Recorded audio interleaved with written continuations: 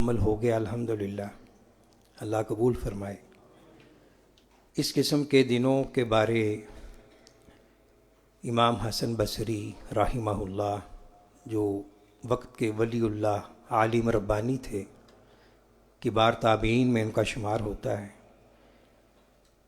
وہ کہتے ہیں کہ موسم رمضان گھٹنا شروع ہو گیا ہے، لیکن تم اپنے عمل میں اضافہ کرنا شروع کر دو۔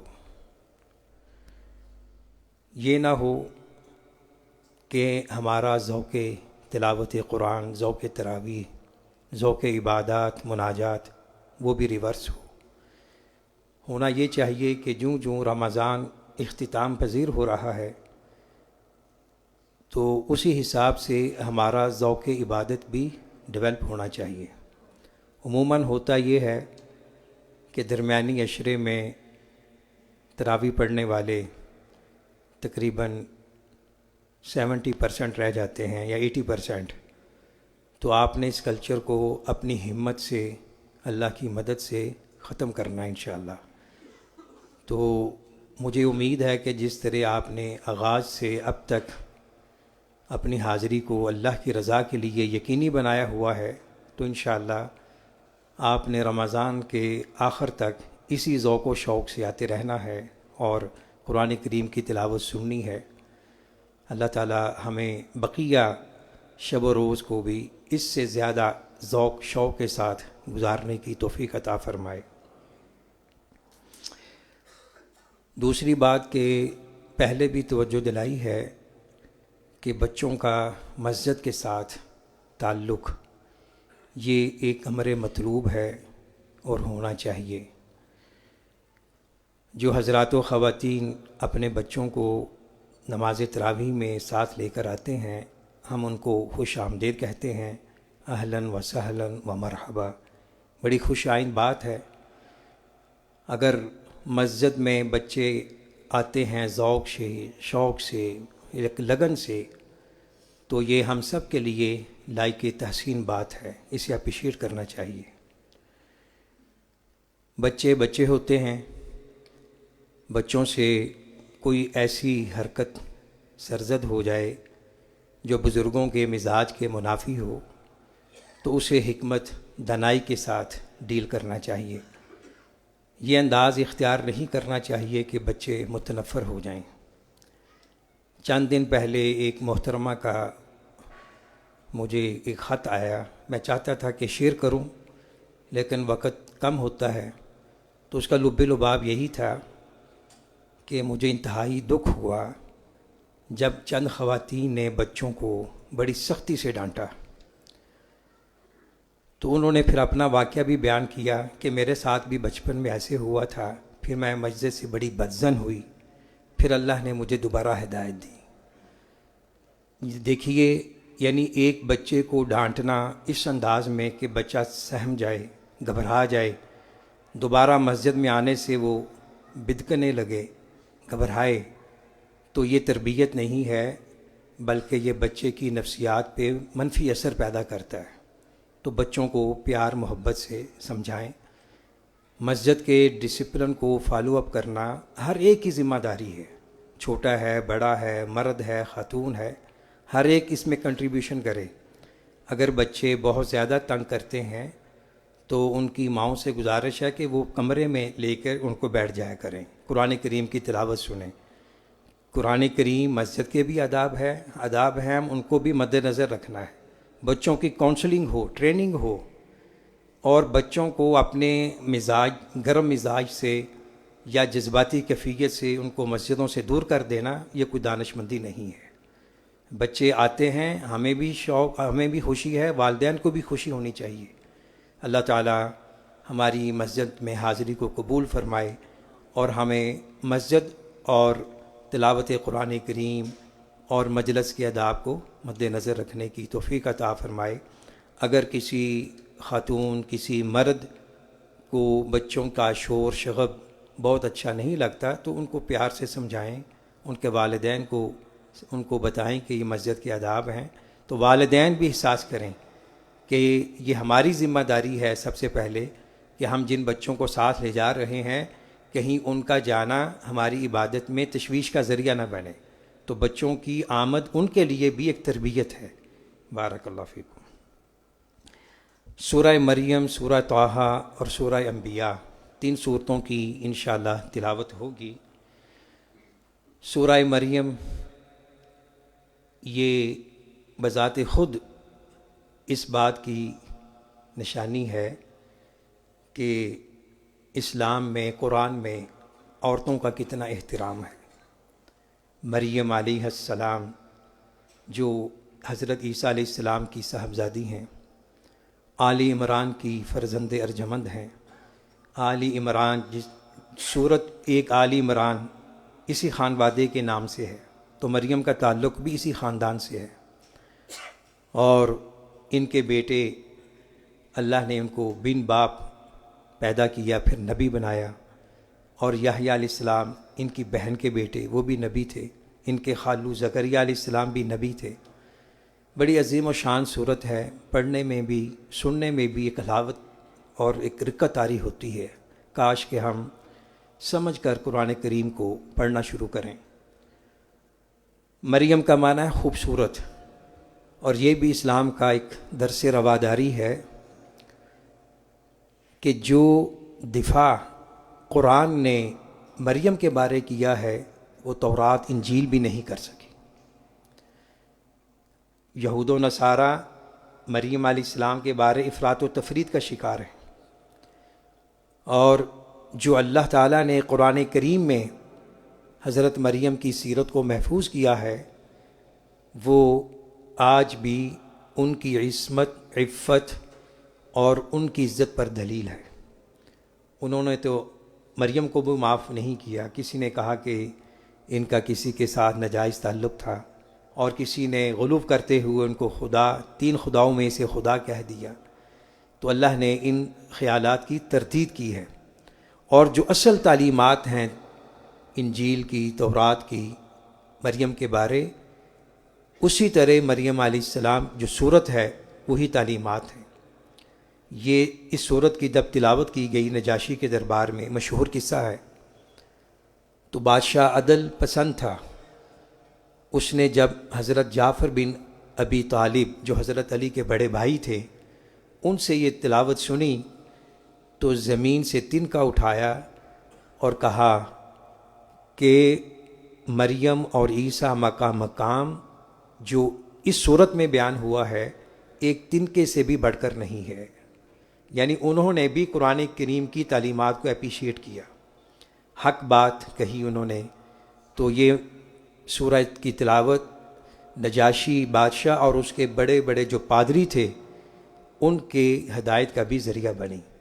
تو اس میں حضرت عیسیٰ علیہ السلام کی تاریخ اور ان کی ولادت کا تذکرہ ہے، اور آغاز میں حضرت زکریا علیہ السلام جو حضرت عیسیٰ کے خالو ہیں، یحییٰ کے والد ہیں، ان کا بڑھاپے میں اللہ کے ساتھ جو ایک مکالمہ ہوا، ذکر رحمت ربک عبدہ زکریا اذ نادى ربہ نداء خفیا، کہ زکریا جو اللہ کے بندے ہیں ان پر ان کے رب نے جو رحمت کی ہے اس کا تذکرہ ہے، اور اللہ نے ان کی دعا کا نقشہ کھینچا ہے کہ جب انہوں نے اپنے رب کو خفیہ چھپ کے کہا کہ اللہ بوڑھا ہو چکا ہوں، بالوں پہ چاندی اتر آئی ہے اور کمر جھک چکی ہے، اور اولاد کے حصول کے بنیادی اسباب نہیں ہیں، بیوی بھی بانجھ ہے، لیکن تیری رحمت وسیع ہے۔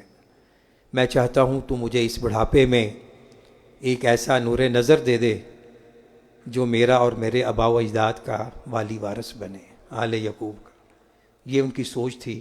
اللہ نے ان کی اس دعا کو قبول کیا اور ایسا بیٹا عطا کیا جو رہتی دنیا تک آنے والے نوجوانوں کے لیے بالخصوص مشعل راہ ہیں۔ یحییٰ علیہ السلام بھی نام اللہ نے خود رکھا، لم نجعل لہ من قبل سمیہ، ان جیسا نام پہلے نہیں تھا۔ تو یحییٰ علیہ السلام کا بھی یہاں تذکرہ ہے۔ ان کو یہودیوں نے قتل کیا، اور زکریا علیہ السلام نے جو دعا کی اللہ نے قبول فرمائی۔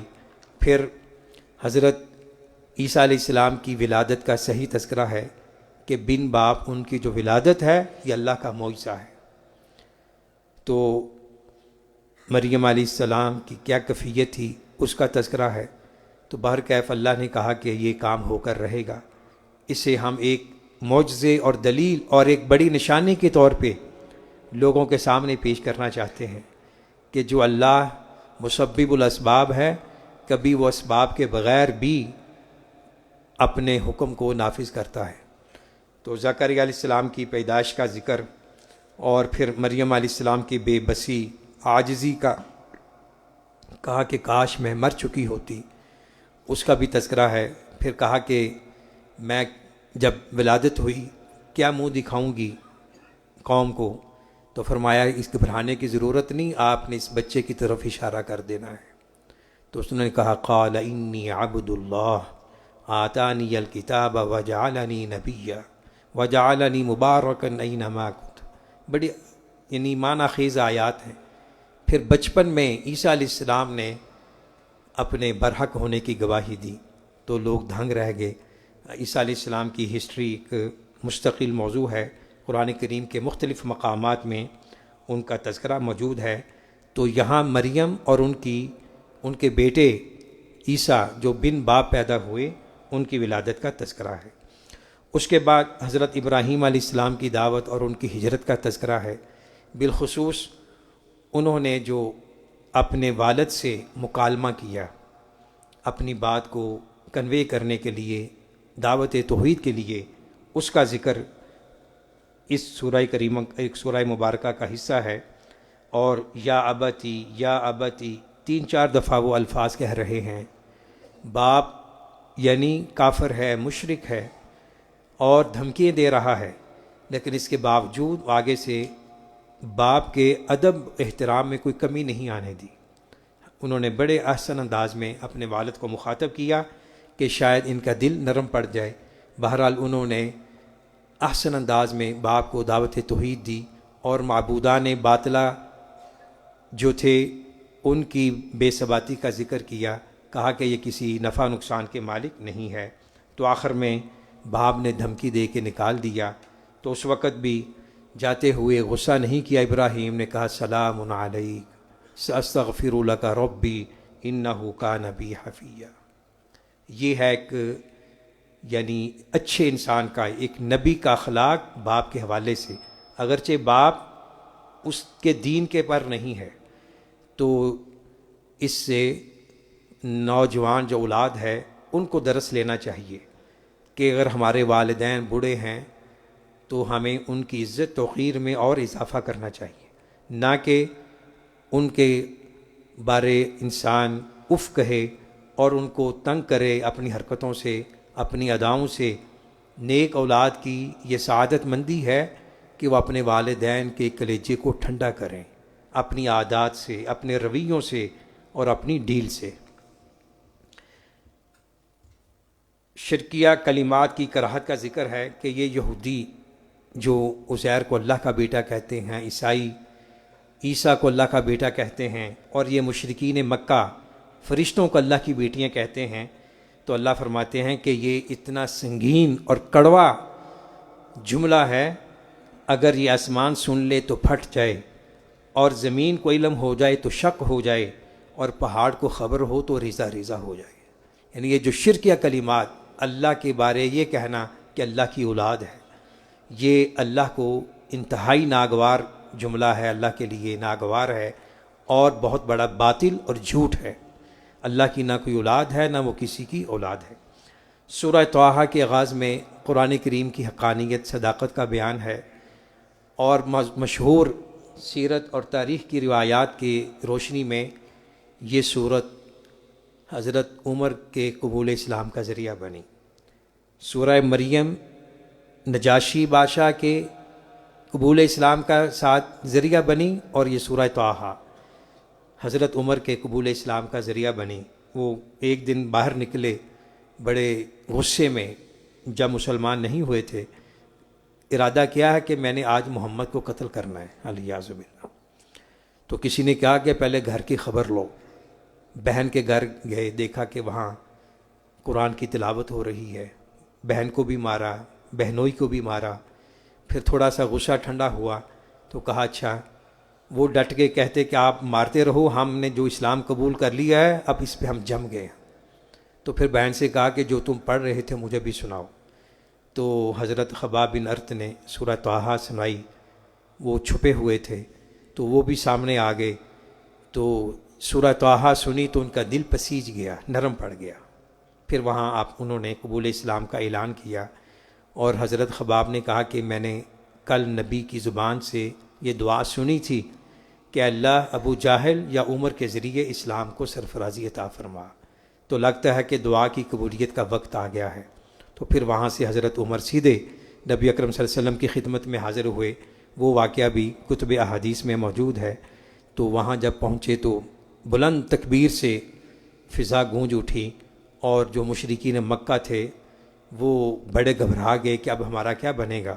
بہرکیف حضرت عمر علیہ السلام کے عمر رضی اللہ تعالی عنہ کے قبول اسلام سے اسلام کو شان و شوکت حاصل ہوئی، اور اللہ نے پھر جب یہ خلیفہ بنے اس وقت بھی فتوحات اسلامیہ کی صورت میں اسلام کو ترقی عطا فرمائیں۔ موسیٰ علیہ السلام کو نبوت ملنے کا واقعہ ہے، جب 8 یا 10 سال خدمت کی، حضرت شعیب کے گھر میں تاریخی روایات کے مطابق نکاح ہو گیا، واپس اہل خانہ کے ساتھ آ رہے ہیں تو دیکھا کہ دور سے ایک چنگاری ہے، روشنی ہے، سردی کا موسم تھا۔ گھر والوں سے کہا کہ آپ ویٹ کریں، میں وہاں کچھ روشنی کا سامان لے آؤں اور کچھ ہم سردی سے بچاؤ کی بھی تدبیر کریں گے۔ وہاں پہنچے تو وہ آگ نہیں تھی، کچھ اور ہی تھا، تو اللہ کا نور تھا، اللہ کی طرف سے روشنی تھی۔ پھر وہاں اللہ کی طرف سے ندا دی گئی کہ اے موسیٰ، اب آپ ایک مقدس وادی میں آ رہے ہو، اپنے جوتے اتار کر آؤ۔ پھر وہاں سے حضرت موسیٰ علیہ السلام کو نبوت کا یعنی ان کی شروعات ہوتی ہیں، اور اس سے پتہ چلتا ہے کہ جو نبوت ہے یہ کوئی ایسی چیز نہیں ہے کہ انسان کو دینے سے پہلے ایک تقریب منعقد کی جائے، ڈھنڈورا پیٹا جائے کہ آج فلاں شخص کو نبوت دی جا رہی ہے۔ نہیں، یہ خالصتاً اللہ کا دین ہے، اللہ کا فضل ہے، جب جس کو چاہے اللہ دے دیتا ہے۔ بڑے نبیوں کے واقعات اسی طرح کے ہیں۔ تو اب یہ سلسلہ نبوت و رسالت ختم ہے۔ نبی اکرم صلی اللہ علیہ وسلم پر بھی یکا یک جبریل علیہ السلام کا نزول ہوا تھا، جو اقرأ بسم ربک الذی خلق کا مشہور واقعہ ہے۔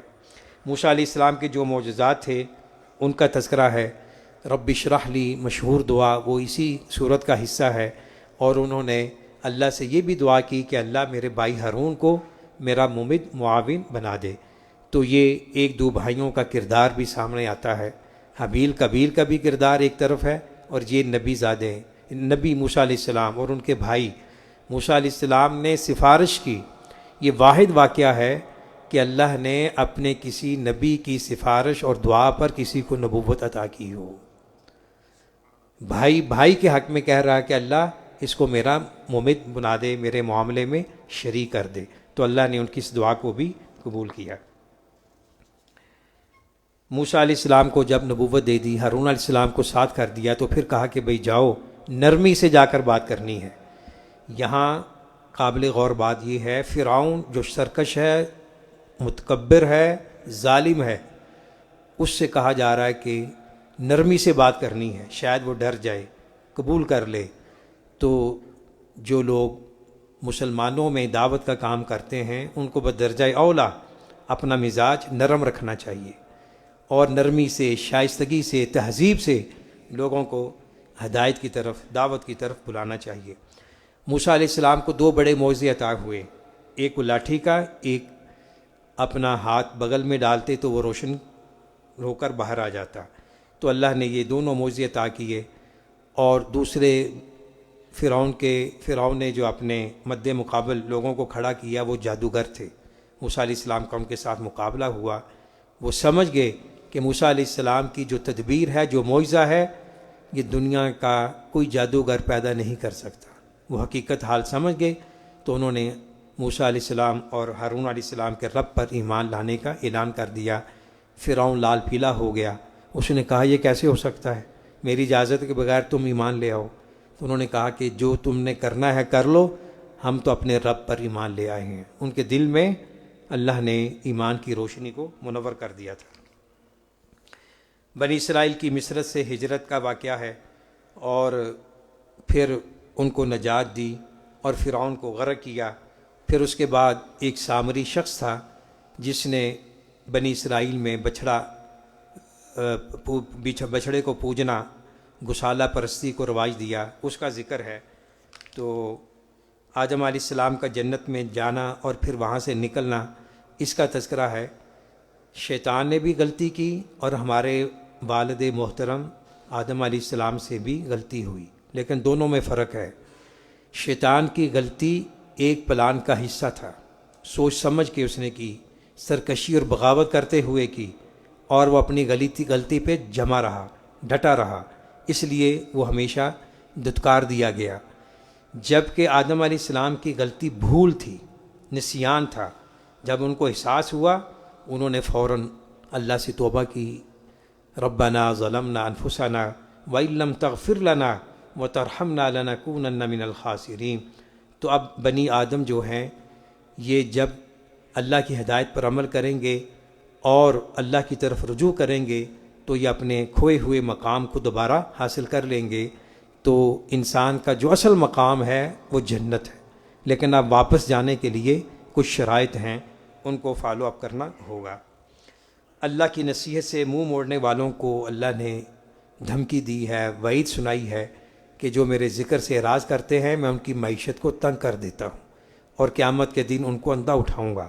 تو اللہ کا ذکر قرآن بھی ہے، دین بھی ہے، اسلام بھی ہے، عقیدہ توحید بھی ہے.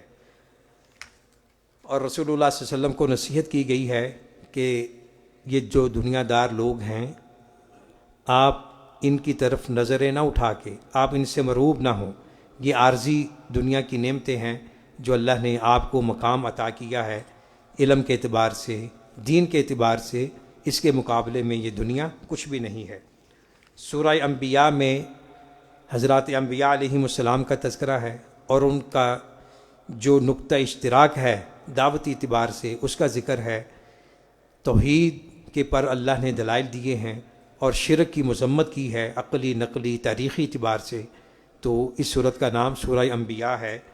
اور ایک جو اہم مشترک ہے چیز، وَمَا أَرْسَلْنَا مِن قَبْلِكَ مِن رَّسُولٍ إِلَّا نُوحِي إِلَيْهِ أَنَّهُ لَا إِلَٰهَ إِلَّا أَنَا فَاعْبُدُونِ، کہ تمام نبیوں کی جو دعوت اسلام وہ متحد ہے، دعوت توحید ہے، دعوت اسلام ہے.